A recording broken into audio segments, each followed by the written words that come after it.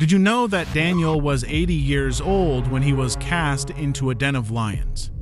Can you imagine spending 6 days there and emerging completely unharmed? How did he survive, and what led to his being placed there? In this video, you'll discover the story of Daniel and the lion's den and explore the profound lessons it contains. His life took a drastic turn when King Nebuchadnezzar of Babylon laid siege to Jerusalem in 605 BCE and took many of its people into captivity. Daniel was likely in his teenage years when the Babylonian exile occurred. He was among those taken captive. Even as a captive, there was something extraordinary about him. The Bible recounts how King Nebuchadnezzar instructed Ashpenaz, the chief of his officials, to bring some of the Israelites from the royal family and the nobility into the king's service. This detail confirms that Daniel was of royal blood in Judah. The young men were to be free from any physical imperfections, attractive with a talent for learning, knowledgeable, quick to grasp new concepts, and suitable to serve in the king's palace. Ashpenaz was to educate them in the language and literature of the Babylonians. The king provided them with a daily portion of food and wine from his own table to ensure they were well-nourished, unlike the other captives. They were to undergo 3 years of training before entering the king's service. Daniel was among those selected. He was chosen alongside other young men due to his intellect, wisdom, and noble heritage. This is how Daniel began his service in the Babylonian government. It's essential to look back at the book of Isaiah because at this juncture, one of Isaiah's prophecies had just come to pass. Daniel was born during the reign of King Josiah, a period when Judah was experiencing a spiritual awakening. However, after Josiah's death, the nation quickly fell into rebellion. God's judgment and discipline were inevitable. Over 100 years earlier, the prophet Isaiah had issued this warning.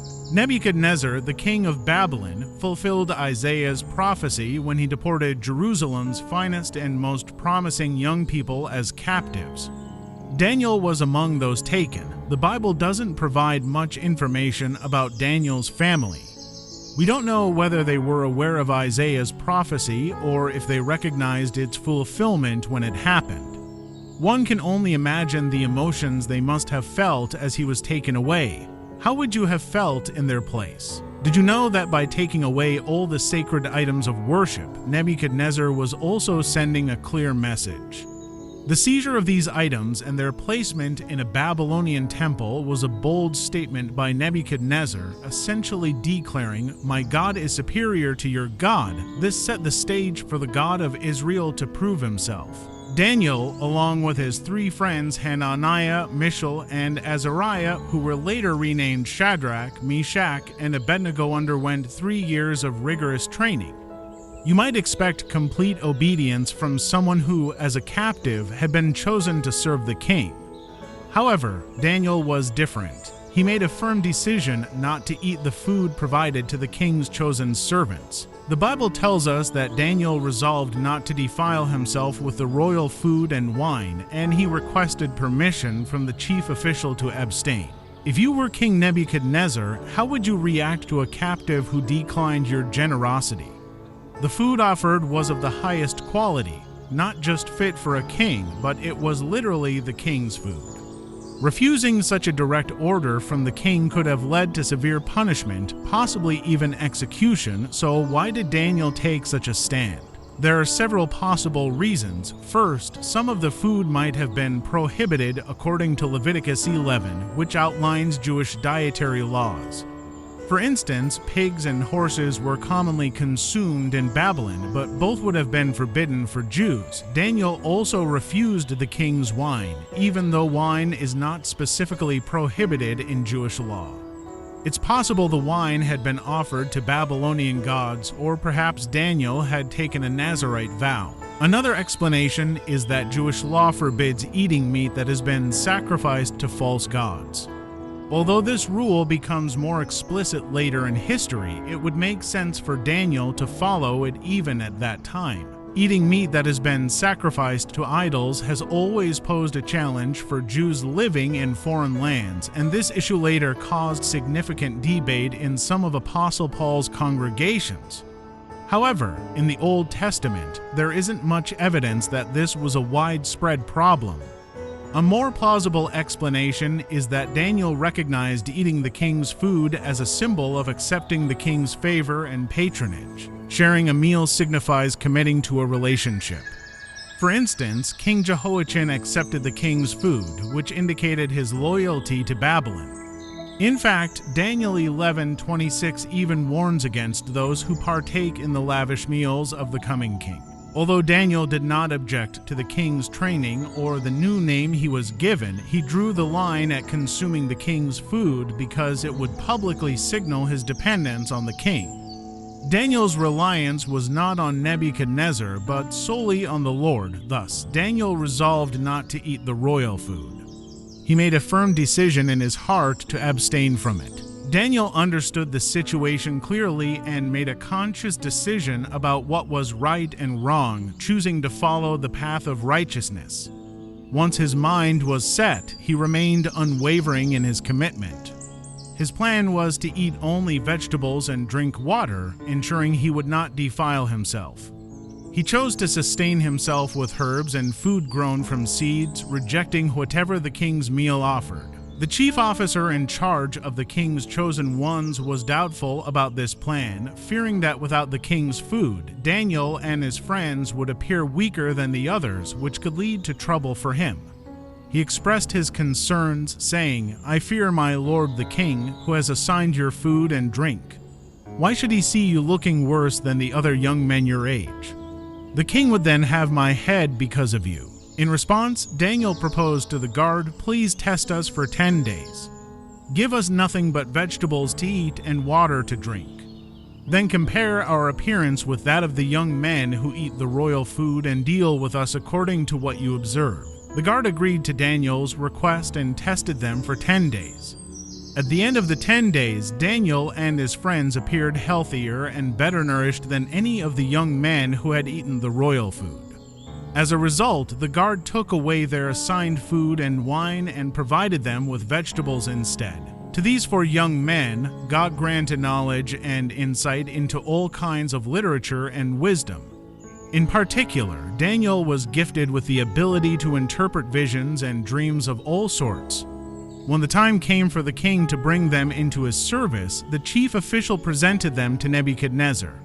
The king conversed with them and found no one to compare with Daniel, Hananiah, Mishael, and Azariah. Thus, they were appointed to serve in the king's court. In every matter of wisdom and understanding that the king consulted them about, he found them to be 10 times more capable than all the magicians and enchanters in his entire kingdom. God had clearly set Daniel and his friends apart. Daniel eventually served under 4 different monarchs. After King Nebuchadnezzar's death, his son Belshazzar took the throne, followed by Kings Darius and Cyrus. We learn that Daniel remained in Babylon through the first year of King Cyrus's reign. You might wonder why the king chose to select captives, train them, and incorporate them into his administration.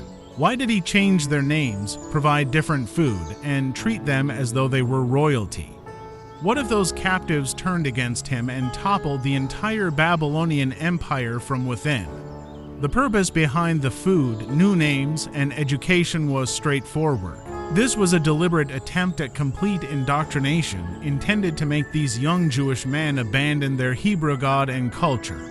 Nebuchadnezzar wanted to convey to these young men, "Rely on me for everything," but Daniel and his friends refused, firmly deciding that they would rely on God alone. Most of the Jewish captives, like the prophet Ezekiel, ended up in refugee camps and were forced into slave labor. Only a select few were given prestigious positions within the king's palace. What caught King Nebuchadnezzar's eye about Daniel and his friends was that they were Israelites, some of the king's descendants, and nobles, young men without physical flaws, good-looking, gifted with wisdom, possessing knowledge, and quick to understand. They had the potential to serve in the king's court and were chosen to be taught the language and literature of the Chaldeans. This was a strategic move aimed at undermining the future of Israel.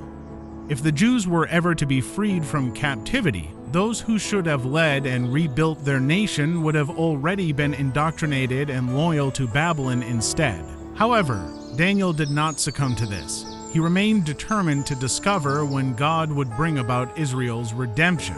Daniel was likely just a teenager when Babylon conquered Jerusalem, yet he already displayed remarkable God-given physical, intellectual, and social skills that set him apart. Nebuchadnezzar brought young men like Daniel into the royal palace to showcase his total dominance over Judah and to build a diverse group of knowledgeable advisors. In a single stroke, he both added trophies to his collection and fresh minds to his council. Though Judah was devastated, God still had a purpose for Daniel. Due to his extraordinary abilities, Daniel quickly rose to prominence within the Babylonian court. His talent for interpreting dreams and visions became widely known, solidifying his reputation even further. The first instance of this was when King Nebuchadnezzar had a deeply unsettling dream but couldn't remember or understand it. The king summoned his magicians and demanded not only an interpretation, but also that they first tell him what the dream was. This was an impossible task for anyone. Angered by their inability to meet his demand, the king ordered the execution of all the wise men in Babylon, including Daniel. This is where Daniel stepped in. He prayed to God and was uniquely able to reveal the king's dream and provide its correct interpretation. This event distinguished Daniel even more, leading the king to elevate him to a high position, showering him with gifts, and making him ruler over the entire province of Babylon and head of all its wise men. While things seemed to be going well for Daniel, trouble was brewing.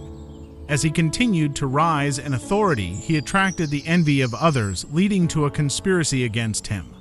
This jealousy ultimately led to his sentence in the lion's den during the reign of King Darius. Here's how it happened. King Darius appointed 120 officials to govern throughout the vast kingdom of Babylon, a province so large it spanned 2,200 acres. At that time, Babylon was the largest city in the world, and it was the first to surpass a population of 200,000. The senators were appointed to serve as governors, acting as the king's representatives in Babylon.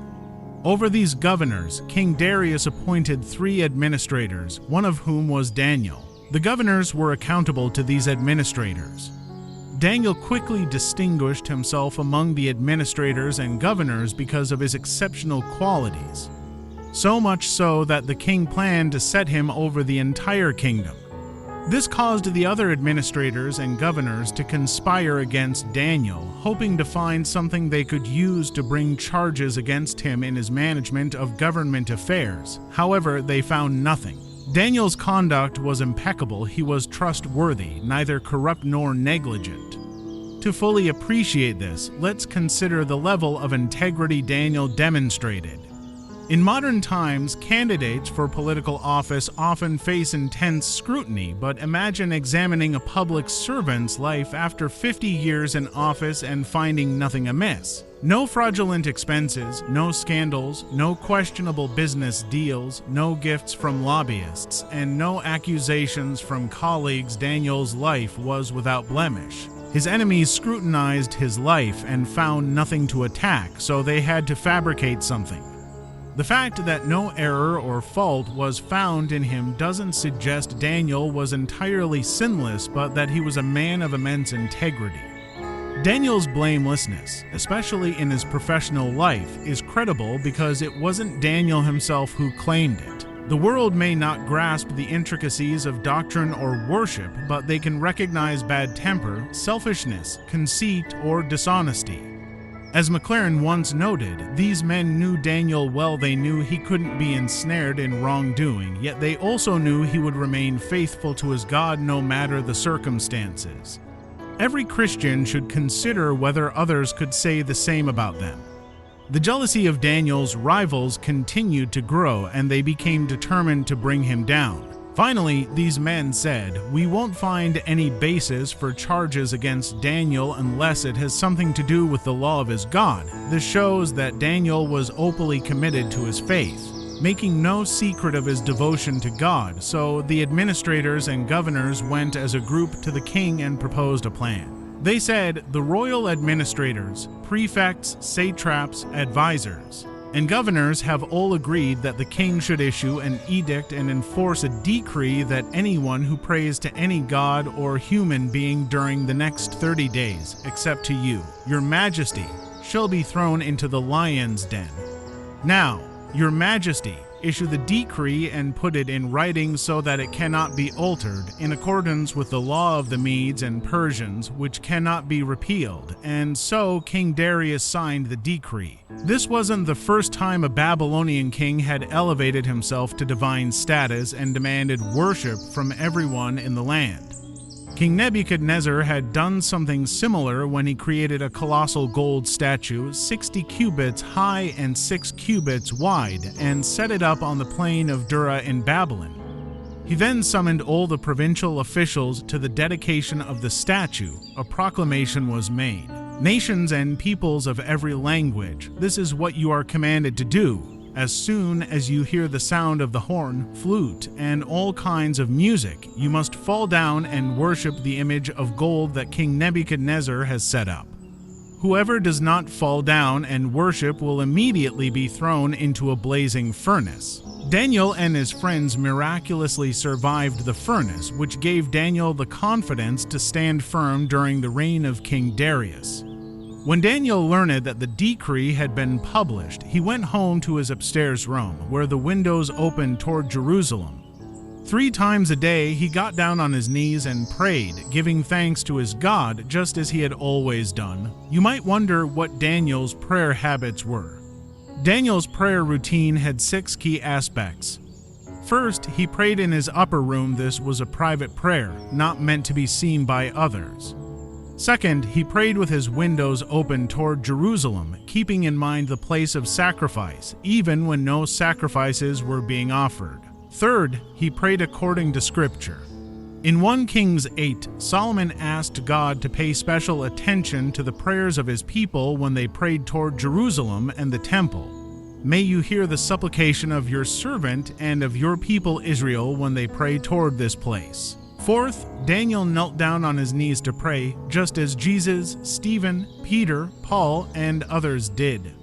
Fifth, he prayed 3 times a day, understanding that while a little prayer is good, much prayer is far better. Despite being one of the 3 governors over an entire empire, Daniel still made time to pray. Sixth, he prayed with thanksgiving because great prayer is always accompanied by gratitude.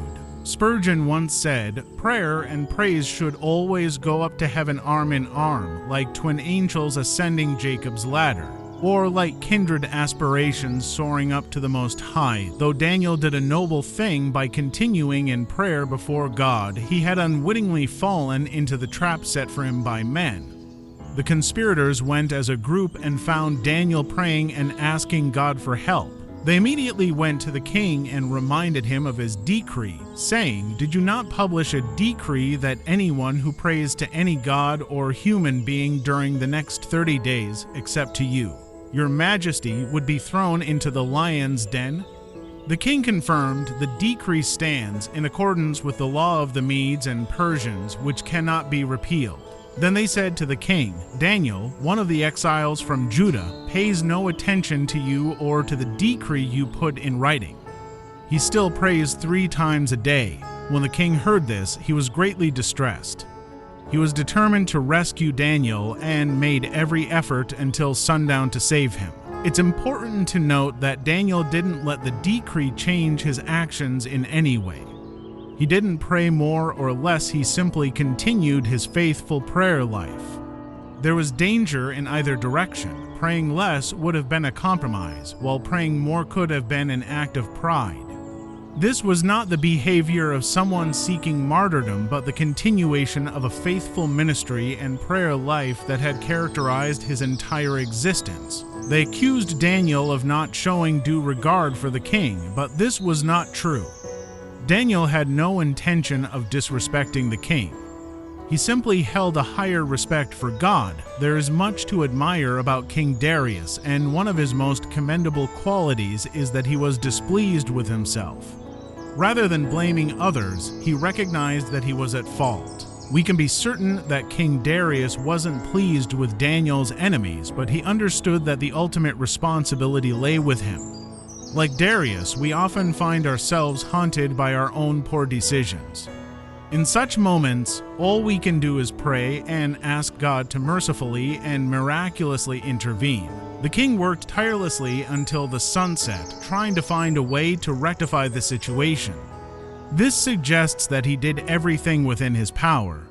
According to ancient Eastern customs, executions were typically carried out in the evening of the same day the accusation was made and found valid. The conspirators then approached King Darius again, reminding him, "Remember, your majesty, that according to the law of the Medes and Persians, no decree or edict that the king issues can be changed. With no other option, the king gave the order, and Daniel was brought and thrown into the lion's den. As Daniel was lowered into the den, the king said to him, 'May your God, whom you serve continually, rescue you.' A stone was brought and placed over the mouth of the den, and the king sealed it with his own signet ring and the rings of his nobles, ensuring that Daniel's fate could not be altered.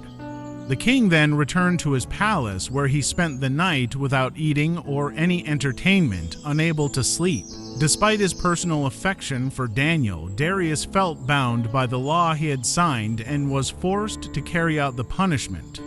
However, the king expressed hope and faith that Daniel's God would protect him, and in the end, Daniel was indeed miraculously saved from the lions. At this time, Daniel was likely between 70 to 80 years old. We can estimate this by examining the reigns of certain Babylonian kings. Historical records indicate that King Nebuchadnezzar was in Jerusalem from 604 to 605 BC, during which time he threatened the Jews in Jerusalem who were paying tribute to him. Daniel was taken to Babylon as part of this tribute. We know he was likely under 20 years old because it was customary for the Babylonians to take only teenage boys so they could be trained in the ways of Babylonian traditions. By knowing the year Daniel arrived in Babylon and his approximate age at that time, we can estimate his age during other significant events in his life based on historical records. For example, the Bible mentions that King Belshazzar was slain and King Darius took his place, appointing Daniel as the head of his advisors. Historically, this occurred around 539 or 538 BC, placing Daniel at about 65 to 70 years old, depending on his age at the time of his captivity. This is also when Daniel was thrown into the lion's den, and it is believed that he lived about 15 years after this event, making him around 80 to 85 years old at the time of his death. Interestingly, the king himself sealed the den, possibly to protect Daniel as much as to prevent anyone from rescuing him. Darius was aware that Daniel had powerful enemies who might kill him if the lions didn't. Despite the circumstances, Daniel likely had a better night's rest than Darius. We can be confident that Daniel prayed in the lion's den, as prayer was a deeply ingrained habit in his life. He didn't need to start praying on this extraordinary occasion because it was already a natural part of his daily routine. At the first light of dawn, the king rushed to the lion's den. Approaching it with a troubled heart, he called out, "Daniel, servant of the living God, has your God, whom you serve continually, been able to rescue you from the lions?" Daniel responded, "May the king live forever. My God sent his angel, and he shut the mouths of the lions. They have not hurt me because I was found innocent in his sight, nor have I ever done any wrong before you, your majesty." Overjoyed, the king ordered Daniel to be lifted out of the den. When Daniel was brought out, there was not a single wound on him, for he had trusted in his God. At the king's command, the men who had falsely accused Daniel were brought in and thrown into the lion's den along with their wives and children. Before they even reached the floor of the den, the lions We don't know if Daniel actually saw an angel, but he was certainly aware that God had sent an angel to rescue him. Hebrews 1:14 tells us that angels are ministering spirits sent to serve those who will inherit salvation. In Daniel's case, an angel was sent to meet his needs. Daniel's preservation was a result of his living, abiding faith. Although his cause was just and he was unjustly accused, it was not merely his righteousness that kept him safe from the lions. He needed a deep, unwavering faith in God, even in dire circumstances. Because of this faith, Daniel is noted in Hebrews as one who, through faith, stopped the mouths of lions. Darius, who was displeased with Daniel's accusers, might have cast them to the lions even if Daniel had perished. The swift and brutal death of Daniel's accusers before they even reached the bottom of the den demonstrated that Daniel's protection was indeed miraculous. It showed that there was no natural reason why the lions did not harm Daniel. The same trap that was set for Daniel ensnared his accusers instead. This scenario reverses the work of the cross, where the guilty were punished in place of the innocent. Subsequently, King Darius issued a decree to all nations and peoples of every language across the earth, declaring that they should fear and revere the God of Daniel. He proclaimed that God is the living God who endures forever, whose kingdom will not be destroyed, and whose dominion will never end. This God rescues and saves, performs signs and wonders in the heavens and on the earth, and has rescued Daniel from the power of the lions. Daniel prospered during the reigns of Darius and Cyrus the Persian. In many respects, Daniel serves as a model for how to adapt to new situations while maintaining one's core principles. He demonstrated how to seek the welfare of the society in which one lives while holding steadfastly to non-negotiable traditions. This lesson from Daniel remains highly relevant for contemporary Christians today,